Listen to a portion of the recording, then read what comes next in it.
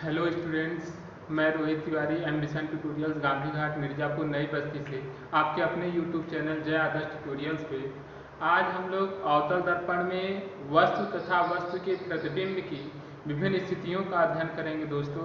और ये वीडियो कक्षा 10, कक्षा 12 तथा विशेषकर प्रतियोगी परीक्षाओं के लिए बहुत ही महत्वपूर्ण है, क्योंकि इस वीडियो में मैं एक ऐसा ट्रिक बताऊंगा जिसमें आप किसी भी प्रतियोगी परीक्षा में अगर आप वनडे एग्जाम में बैठते हैं तो क्वेश्चन को 90% बिना हल किए ही आप आंसर तक पहुंच सकते हैं। तो चलिए हम स्टार्ट करते हैं दोस्तों इस वीडियो को। सबसे पहले हम पढ़ेंगे अवतल दर्पण में वस्तु तथा वस्तु के प्रतिबिंब की विभिन्न स्थितियाँ। तो दोस्तों, अवतल दर्पण में वस्तु तथा वस्तु के प्रतिबिंब की कई स्थितियाँ होती हैं जो कि हम आपको बताने जा रहे हैं। मुख्यतः 6 ही स्थितियाँ होती हैं। पहली स्थिति ये है कि जब वस्तु अनंत पर हो।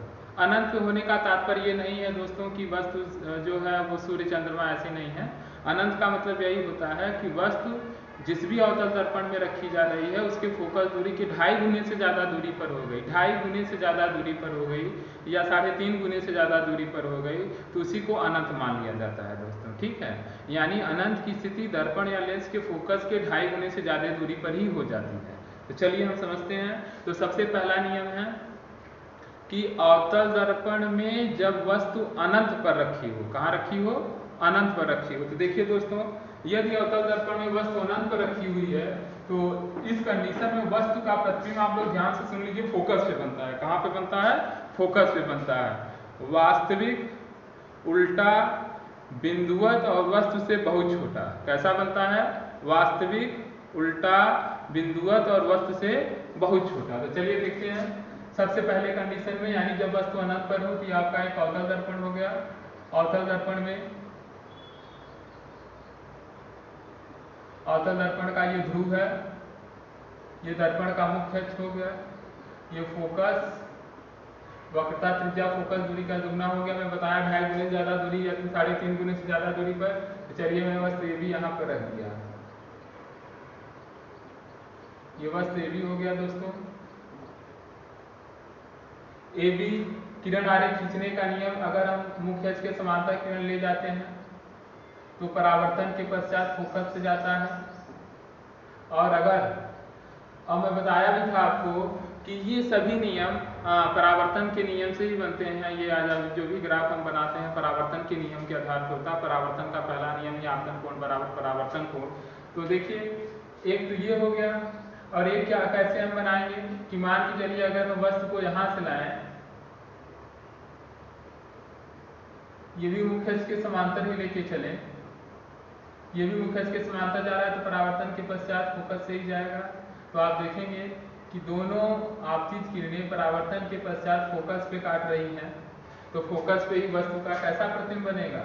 वास्तविक, उल्टा और बिंदुवत। दोस्तों, दर्पण में वास्तविक प्रतिबिंब हमेशा उल्टा ही बनता है। और बिंदुवत क्यों है? क्योंकि जैसे वस्तु ए बी है और हम प्रतिबिंब की लंबाई कहाँ से लेते हैं? मुख्य अक्ष से लेते हैं। और हमारा प्रतिबिंब, ये किरणें खुद ही मुख्य अक्ष पे काट रही है, तो कैसा प्रतिबिंब बनेगा? बिंदुवत प्रतिबिंब बनेगा। इसका एक और किरण आरेख आपको बुकों में मिलता है, वो भी मैं बना दे रहा हूँ। इसी वस्तु ए बी को क्या करता है? मुख्य अक्ष के थोड़ा ऊपर और नीचे लेकर के और बुकों में बना देता है। तो चलिए मैं उसे भी समझा दे रहा हूँ। इसी वस्तु ए बी को मैं मुख्य अक्ष से थोड़ा ऊपर और नीचे अगर ले लिया, एक किरण बी से मुख्य अक्ष के समांतर चला तो फोकस से गया, एक यहाँ से मुख्य अक्ष के समांतर लेके चलेंगे परावर्तन के पश्चात ये भी फोकस में जाएगा। तो दोनों किरणें कहाँ काट रही हैं? फोकस पे काट रही है, तब वस्तु का प्रतिबिंब फोकस पे बन जाएगा। कैसा बनेगा? वास्तविक, उल्टा और बिंदुवत। पहला कंडीशन हो गया दोस्तों। दूसरे कंडीशन में क्या है? हम वस्तु को थोड़ा सा और आगे लाएंगे। जब वस्तु को थोड़ा सा और आगे लाएंगे तो कहाँ हो जाएगा? ये अनंत है, ये वक्रता केंद्र है। यानी अगला स्टेप क्या होगा? दूसरा स्टेप हम लोग समझने जा रहे हैं कि वस्तु कहाँ पर हो? वक्रता केंद्र तथा अनंत के बीच में कहीं पर हो। बीच का मतलब बीचों बीच नहीं, ये अनंत हो गया, ये वक्रता केंद्र हो गया, इसके बीच में कहीं भी हो। तो दोस्तों याद रखिए, आप जब आप अनंत पे रखे थे तो आपका प्रतिबिंब फोकस पे बना। अब एक एक स्टेप आप जैसे जैसे आएंगे आपका प्रतिबिंब भी एक एक स्टेप कहाँ आएगा? आगे आएगा। यानी आप वस्तु को अनंत तथा वक्रता केंद्र के बीच में आप कहीं पे रखेंगे तो आपका जो प्रतिबिंब फोकस पे बन रहा था एक स्टेप आगे आकर के फोकस और वक्रता केंद्र के बीच में कहीं पर बनेगा। तो अगला कंडीशन हम लोग क्या पढ़ने जा रहे हैं दोस्तों? जब वस्तु अनंत तथा वक्रता केंद्र R के बीच में कहीं पर हो, अनंत तथा वक्रता केंद्र R के बीच में कहीं पर हो। तो देखिए दोस्तों क्या होता है इस कंडीशन में, इसी फिगर में, या हम कहिए अगला फिगर बना देते हैं। देखिए ऐसे कंडीशन में क्या हो जाएगा, ये आपका अवतल दर्पण हो गया, फिर से ये हमारा क्या हो गया फोकस, ये इसका प्रिंसिपल एक्सिस हो गया मुख्य अक्ष, ये फोकस हो गया, ये इसका क्या हो गया सेंटर ऑफ कर्वेचर या वक्रता केंद्र हो गया। अनंत वाला कंडीशन अगर यहाँ पर है तो इसे थोड़ा सा वस्तु को हम क्या करेंगे स्लाइड करके दर्पण के आगे की ओर लाएंगे। जैसे जैसे हम वस्तु को दर्पण के पास ले जाएंगे प्रतिबिंब वैसे वैसे कहाँ आएगा, दर्पण से दूर आएगा, याद रखिए आप। तो क्या हो जाएगा, एक स्टेप में आगे आ गया, यानी अनंत और वक्रता केंद्र के बीच में, बीच यानी बीचों बीच, मतलब इसके बीच में आप कहीं पे भी रखो तो हमारा प्रतिबिंब फिर से कहाँ बनेगा, पहले हम मुख्य अक्ष के समांतर ले जाएंगे, परावर्तन पश्चात ये पुनः किरण कहाँ जाएगा, फोकस से जाएगा।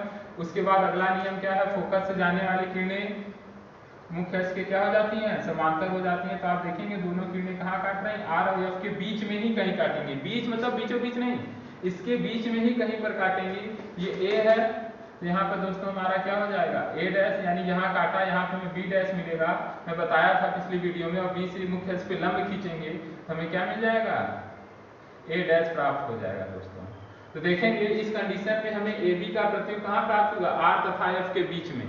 कैसा प्राप्त होता है, वास्तविक, उल्टा और वस्तु से छोटा, हमेशा वस्तु से छोटा प्राप्त होगा। क्योंकि आप देखिए ये बड़ा है और ये क्या है, छोटा है। और ऐसा नहीं है, आप एकदम नियम से बनाएंगे, पटरी प्रकार की सहायता से किरण आरेख खींचेंगे, आपतन कोण बराबर परावर्तन कोण के नियम का ध्यान रखते हुए आप खींचेंगे तो आपका एग्जैक्ट सेम यही बनेगा। कंडीशन में यही आप देखेंगे कि हमेशा जो वस्तु ए डैश बी डैश वास्तविक प्रतिबिंब बना है वस्तु का, वो वस्तु से छोटा ही रहेगा दोस्तों। तो आप ध्यान से फिर से समझ लीजिए, अनंत पे था, प्रतिबिंब कहाँ बना, फोकस पे, कैसा बना, वास्तविक, उल्टा और बिंदुवत प्राप्त हुआ, यानी वस्तु से बहुत छोटा प्राप्त हुआ। जैसे ही मैं एक स्टेप आगे बढ़ा, यानी अनंत तथा वक्रता केंद्र के बीच में, यानी मैं वस्तु को जैसे ही दर्पण के, अवतल दर्पण के पास ले गया तो हमारा प्रतिबिंब एक स्टेप कहाँ आ गया, अवतल दर्पण से दूर आ गया, यानी जो एफ पे बन रहा था वो एफ और वक्रता केंद्र के बीच में कहीं बनने लगा। कैसा बनने लगा, वास्तविक, उल्टा और वस्तु से छोटा। अगले स्टेप में हम लोग कहाँ पहुंचेंगे स्टूडेंट्स, ये जो हमारा अनंत और वक्रता केंद्र के बीच में है, अब एक कदम और चलेंगे तो वक्रता केंद्र पर पहुंच जाएंगे। कहाँ पहुंच जाएंगे, वक्रता केंद्र। यानी अब हम लोग क्या पढ़ रहे हैं, जब वस्तु, अब हम लोग क्या पढ़ेंगे, जब वस्तु वक्रता केंद्र तथा, सॉरी, जब वस्तु वक्रता केंद्र पर हो, कहाँ हो, जब वस्तु वक्रता केंद्र पर हो। तो देखिए जब वस्तु वक्रता केंद्र पर होगा तो अवतल दर्पण बनाएंगे, ये इसका ध्रुव हो गया दोस्तों, ये इसका मुख्य अक्ष हो गया, ये फोकस, ये इसका वक्रता केंद्र आर हो गया। अब वस्तु को हम वक्रता केंद्र कहाँ रखेंगे, आर पर ही रखेंगे। तो ये वस्तु ए भी हो गया, नियम वही है। अगर मैं मुख्य अक्ष के समांतर लेके चलूंगा तो ये परावर्तन के पश्चात फोकस से जाएगा, और अगर मैं फोकस से लेके चलता हूँ या मैं फोकस से लेकर के जाता हूँ तो ये परावर्तन के पश्चात कहाँ जाएगा, मुख्य अक्ष के समांतर हो जाएगा दोस्तों। मुख्य अक्ष के समांतर होने के कारण ये ठीक आप देखेंगे कि जहां आप वस्तु ए बी रखे हैं उसी के नीचे काटेगा, उसी के, थोड़ा फिगर हमारा एडजस्ट नहीं हो पा रहा है क्योंकि देखिए नाप करके आप बनाएंगे तो सही सही बनेगा। तो आप दिमाग में याद रखिए कि जैसे ही क्या रहेगा कि वक्रता केंद्र सी पे वस्तु, आर पे वस्तु को रखेंगे तो वस्तु का वास्तविक, उल्टा और वस्तु के बराबर प्रतिबिंब कहाँ बनता है, वक्रता केंद्र पर ही बनता है। वक्रता केंद्र पर स्थित वस्तु का प्रतिबिंब अवतल दर्पण में वास्तविक, उल्टा और वस्तु के बराबर वक्रता केंद्र पर ही बनता है। तो वक्रता केंद्र सी यही हमारा आर है, या ये सी है, तो सी से क्या करेंगे देखिए दोस्तों, ये यहीं पे हमारा प्रतिबिंब ए डैश बी डैश प्राप्त हो जाएगा।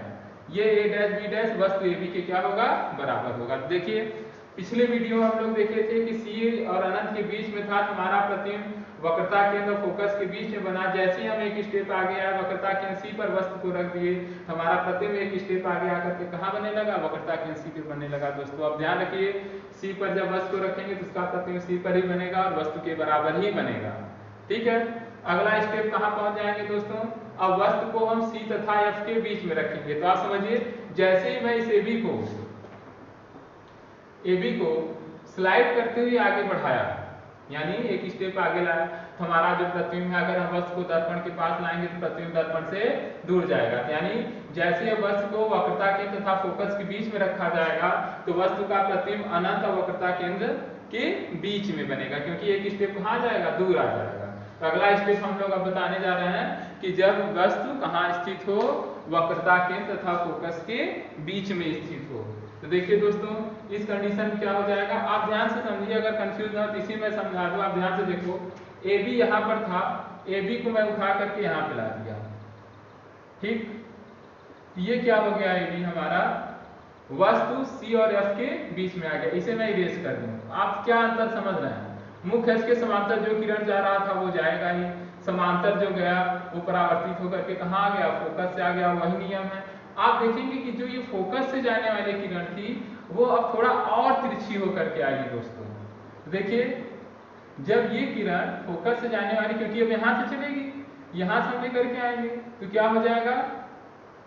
और तिरछी होकर के चलेगी, और तिरछी होकर के चलेगी, तो यानी यहाँ पर आके टकराएगी, और फोकस से जा रही तो फिर क्या हो जाएगी? मुख्य अक्ष के समांतर। तो जैसे हम लोग इसे मुख्य अक्ष के समांतर करेंगे तो दोस्तों ये C वक्रता केंद्र C के थोड़ा इधर बाहर आकर के यहीं पे काटेगा, और यहीं पर AB का प्रतिबिंब हमें A डैश B डैश प्राप्त हो जाएगा। मगर दोस्तों इस कंडीशन में अब क्या होगा? A डैश B डैश जो प्रतिबिंब बना वस्तु AB से क्या बनेगा? बड़ा बनेगा। ठीक है दोस्तों, तो देखिए हम लोग समझ लिए कि C पर रहेगा तो वस्तु के बराबर उल्टा। जैसे ही हम C के दाईं ओर जाएंगे तो इसका वास्तविक प्रतिबिंब जो बनेगा वो कैसा बनेगा? वास्तविक उल्टा और वस्तु से बड़ा बनेगा। अब अगला स्टेप क्या है कि वस्तु को हम लोग कहाँ लाएंगे? फोकस पे। जब फोकस पे लाएंगे दोस्तों तो ये C और अनंत के बीच में जो बन रहा था अब वो एक स्टेप और आगे बढ़ेगा, कहाँ बनने लगेगा? अनंत पे बनने लगेगा।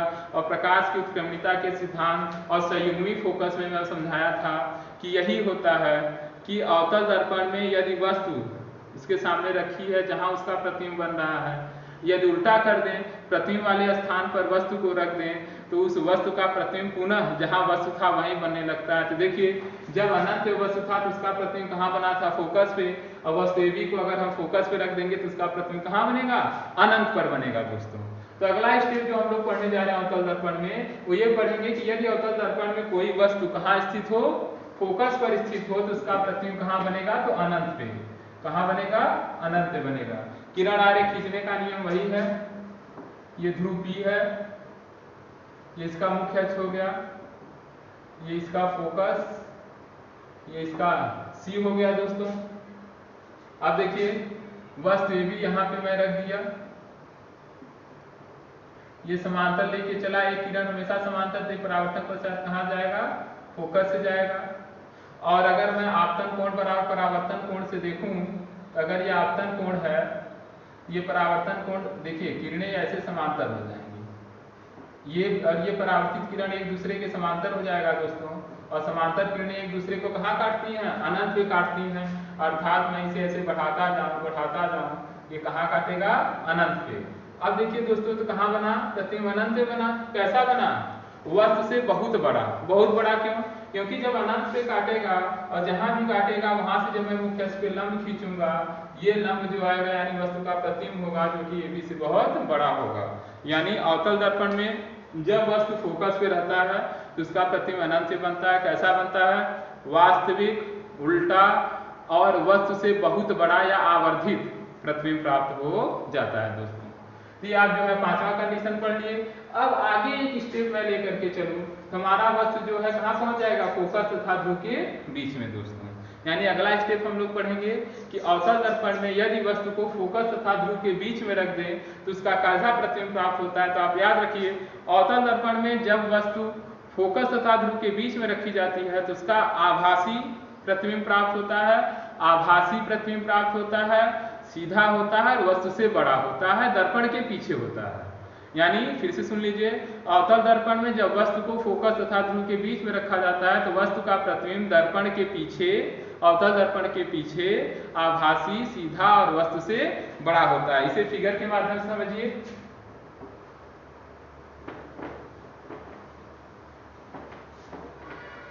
अब वस्तु को हमें कहाँ रखना है,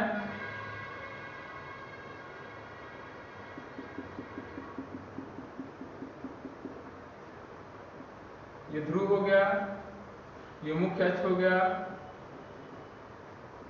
ये फोकस।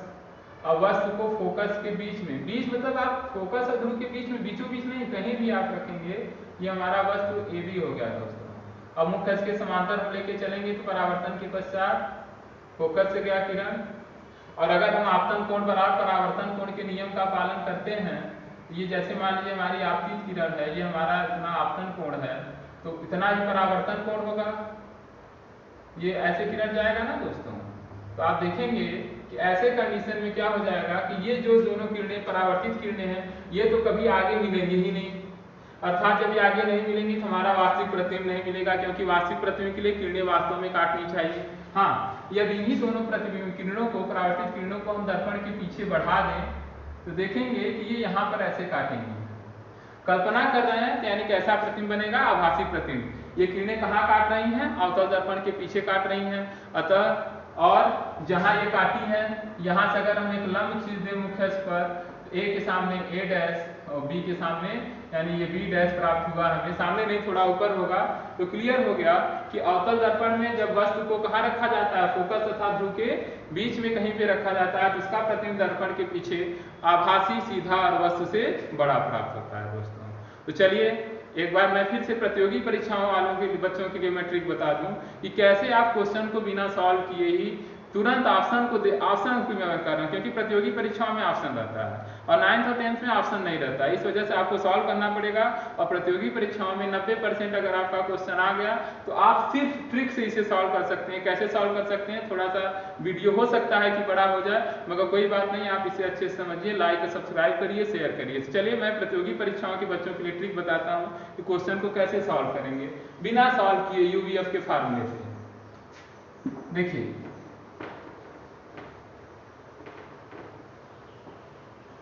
6 कंडीशन आप समझिए, पहले अपने दिमाग में रखिए कि इसमें 6 कंडीशन क्या क्या होते हैं। अब मैं एक ही फिगर में आपको सब कुछ समझाने वाला हूं।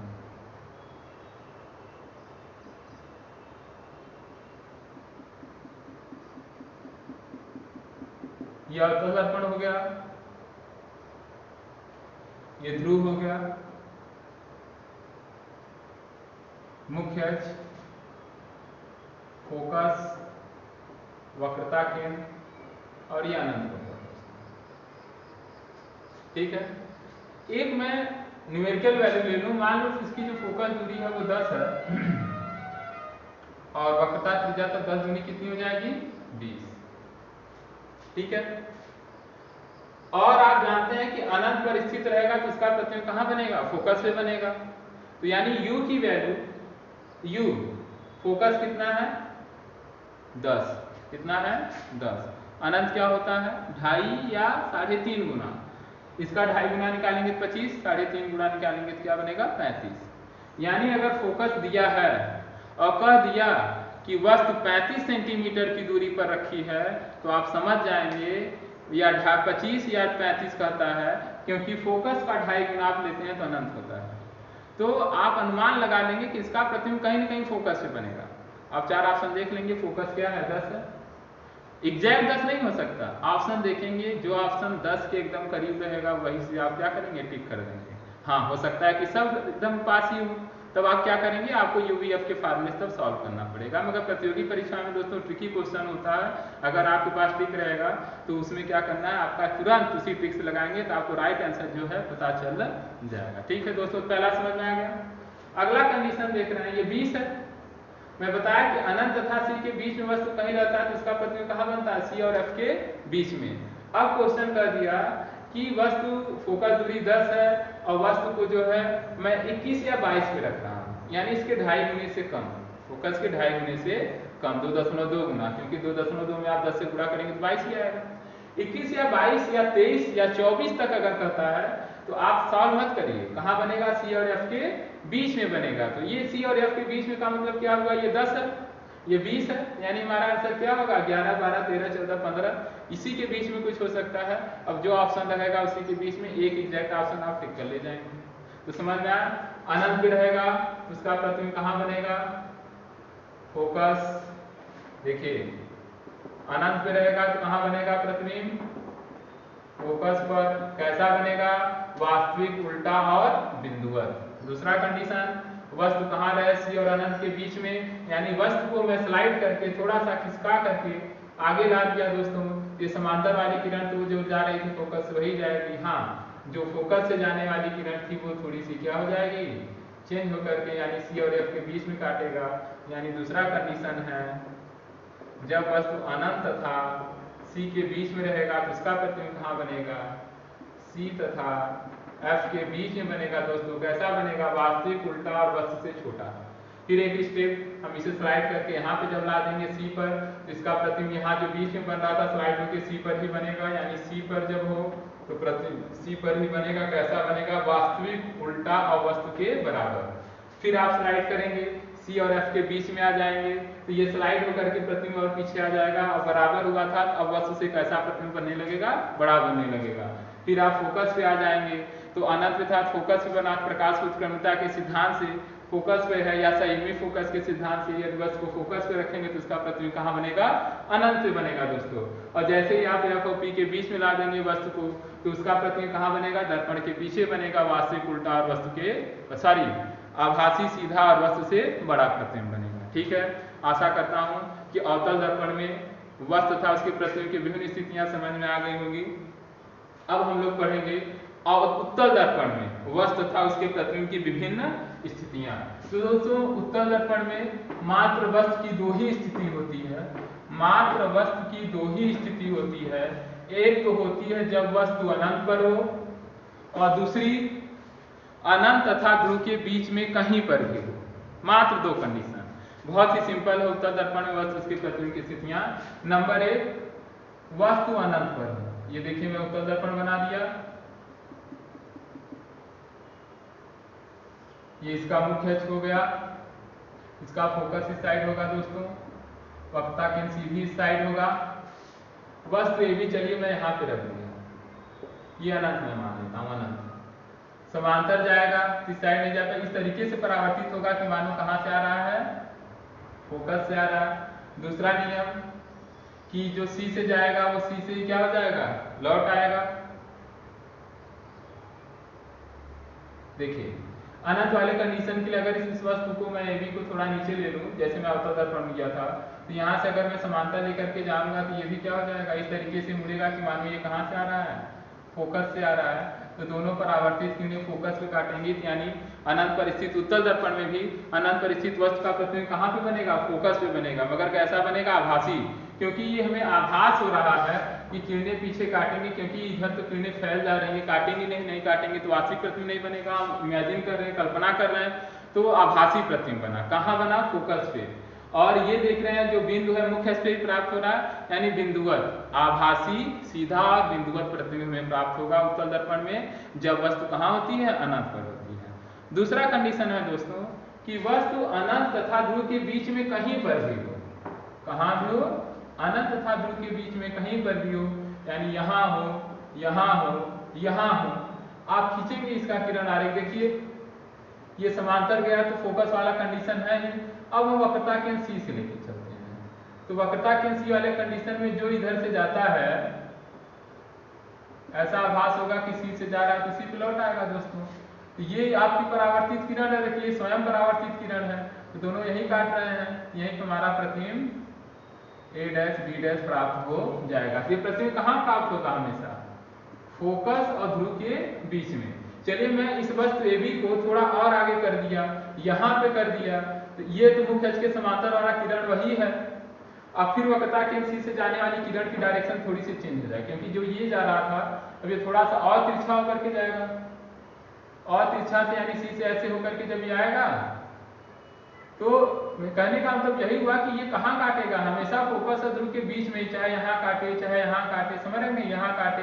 तो यानी हमेशा हमारा जो प्रतिबिंब बनेगा वो किसके बीच बनेगा, F तथा P के बीच में ही बनेगा। कैसा बनेगा, आभासी, सीधा और वस्तु से छोटा। आभासी, सीधा और वस्तु से छोटा ही बनेगा। क्यों छोटा बनेगा, क्योंकि देखिए यहाँ काटेगा तो यहाँ से लंब खींचा जो कि वस्तु से छोटा रहेगा। अगर किरणें यहाँ पे इस पे काटती हैं तो ये लंब खींचा, तब भी छोटा है। यहाँ पे तो काट नहीं सकती है, यानी जब भी काटेंगे तो इसके नीचे यानी जो आभासी प्रतिबिंब बनेगा हमेशा वस्तु से छोटा बनेगा दोस्तों। और गाड़ियों में साइड मिरर जो होता है, चाहे वो आपकी बाइक हो, चाहे वो 4 व्हीलर या ट्रक कुछ भी हो, उसमें हमेशा अवतल दर्पण ही लगाया जाता है। नेक्स्ट वीडियो में मैं आपको समझाऊंगा कि अवतल तथा उत्तल दर्पण में क्या उपयोगिता है, क्या अंतर है, आखिर क्यों साइड मिरर में उत्तल दर्पण का उपयोग किया जाता है, अवतल दर्पण का उपयोग क्यों नहीं किया जाता है।